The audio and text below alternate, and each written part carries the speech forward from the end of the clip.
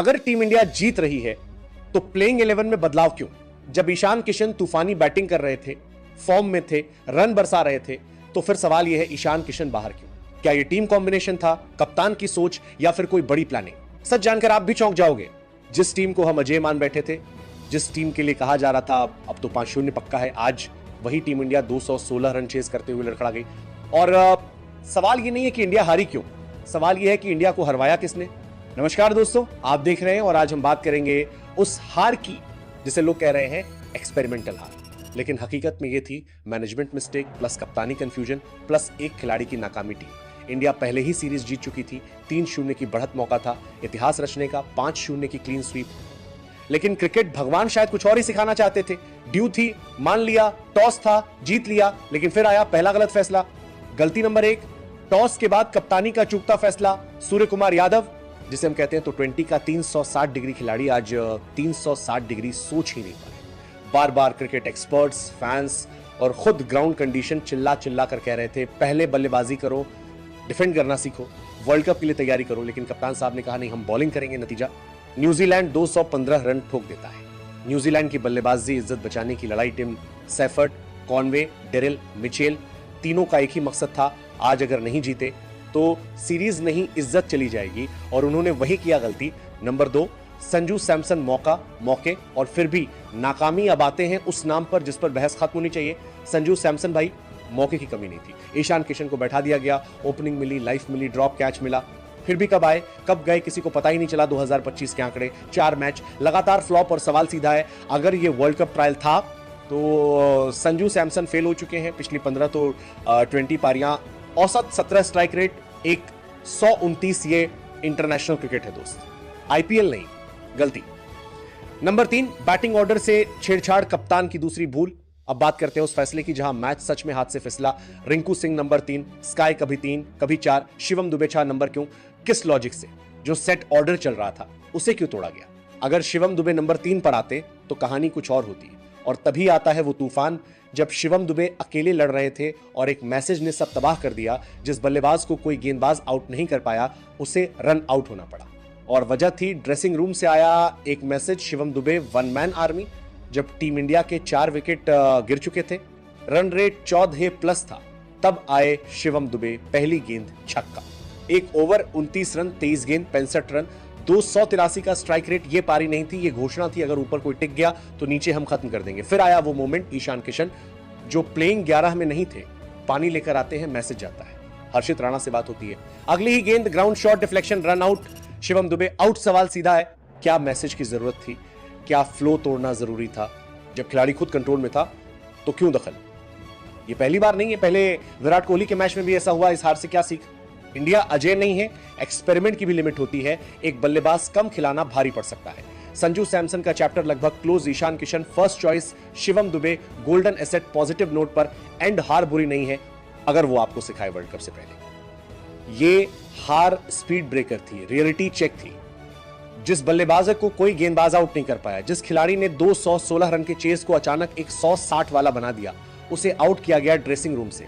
आए एक मैसेज ने, और यहीं से टीम इंडिया का मैच नहीं, मैच का कंट्रोल फिसल गया। दोस्तों, अगर आपने ये मैच देखा है तो आप भी मानेंगे भारत ये मैच हार नहीं रहा था, भारत से ये मैच छीना गया जब भारत हार रहा था और दुबे जीत दिला रहे थे। स्कोर बोर्ड देखिए, लक्ष्य 216, ऊपर के 4 बल्लेबाज, आउट रन रेट 14+ विकेट, गिर चुके दबाव पूरा, और तभी मैदान पर आते हैं शिवम दुबे, पहली गेंद छक्का, दूसरी गेंद boundary, 1 over 29 run. Commentary box चुपकी हुई, गेंदबाज परेशान, और ड्रेसिंग रूम में सन्नाटा, 23 गेंदों में 65 रन, स्ट्राइक रेट 2, 183। ये बल्लेबाजी नहीं थी दोस्त, ये एक बयान था। दुबे की पारी क्या बता रही थी? ये पारी बता रही थी कि इंडिया आज भी मैच जीत सकता है, एक बल्लेबाज काफी है, अगर वो टिक जाए। रन रेट दुश्मन नहीं रह गया था, न्यूजीलैंड डर में आ चुका था।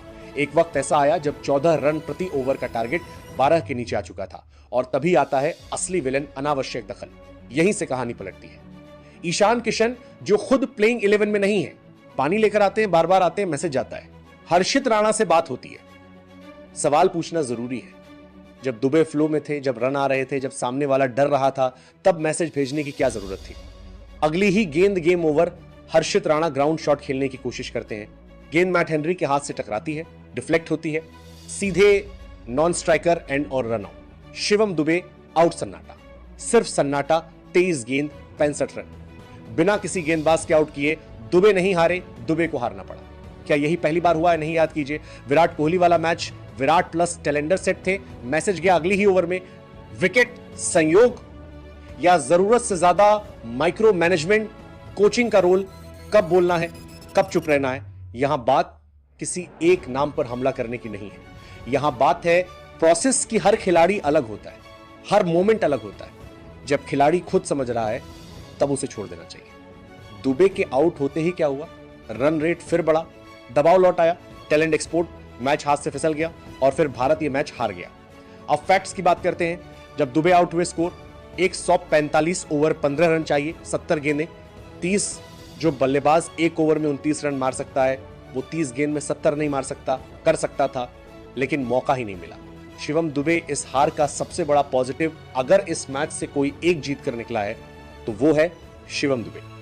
नंबर 3 पर खेल सकते हैं, नंबर 6 पर फिनिश कर सकते हैं, टॉट स्पिन को मार सकते हैं, टॉट पेस को उड़ा सकते हैं।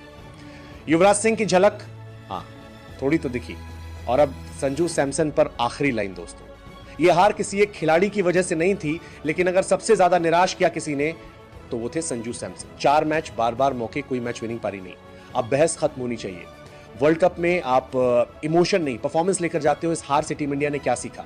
एक बल्लेबाज कम खिलाना भारी पड़ सकता है, बैटिंग ऑर्डर से छेड़छाड़ खतरनाक है, माइक्रो मैनेजमेंट कभी कभी नुकसान करता है।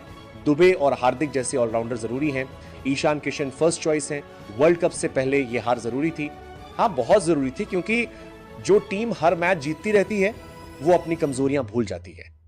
अब इंडिया को पता है कहां बैकअप चाहिए, कौन फेल हो रहा है, कौन दबाव में खेल सकता है। क्रिकेट किसी का गुलाम नहीं, जो बेहतर खेलेगा वही जीतेगा। आज न्यूजीलैंड बेहतर था, कल इंडिया फिर बेहतर होगी। आप क्या सोचते हैं? क्या मैसेज भेजना गलती थी? क्या दुबे को ऊपर आना चाहिए था? क्या संजू सैमसन का चैप्टर बंद? ये हार अगर समझ ली गई तो वर्ल्ड कप हमारा है सबसे खतरनाक टीम वो नहीं जो हर मैच जीते, बल्कि वो जो हार से सीख ले। अब सवाल हार का नहीं सुधार का है, तो 20 में या तो 8 बल्लेबाज खिलाओ या टॉप 5 को जिम्मेदारी, 2 बैटिंग ऑर्डर फिक्स करो, कंफ्यूजन खत्म करो रिंकू को, एक रोल 2 दुबे अब ऑप्शन नहीं, मेन प्लान है, भावनाएं नहीं, परफॉर्मेंस चलेगी, डेथ ओवर्स में नाम नहीं, प्लान चाहिए, सीख ली तो ट्रॉफी दूर नहीं। वर्ल्ड कप में अब ये एक्सपेरिमेंट बंद होनी चाहिए। अब अगर मैं आपसे पूछूं अगर कल वर्ल्ड कप का पहला मैच हो तो मेरी 11 ये होगी। Abhishek Sharma, Ishan Kishan, Surya Kumar Yadav, Shivam Dube, Hardik Pandya, Rinku Singh, wicket keeper all rounder, 4 गेंदबाज, कोई कंफ्यूजन नहीं, कोई इमोशनल पिक नहीं। इस हार का सबसे बड़ा फायदा अब टीम इंडिया जानती है कौन दबाव में टूटता है, कौन दबाव में खेलता है, कौन फ्लो में खतरनाक है, कौन सिर्फ नाम से चल रहा है, और यही जानकारी वर्ल्ड कप जिताती है। यह हार कोई हादसा नहीं थी, ये एक आईना था। और अगर टीम इंडिया ने इस आईने में खुद को सही से देख लिया तो वर्ल्ड कप में आईना सबका टूटेगा। आप क्या सोचते हैं?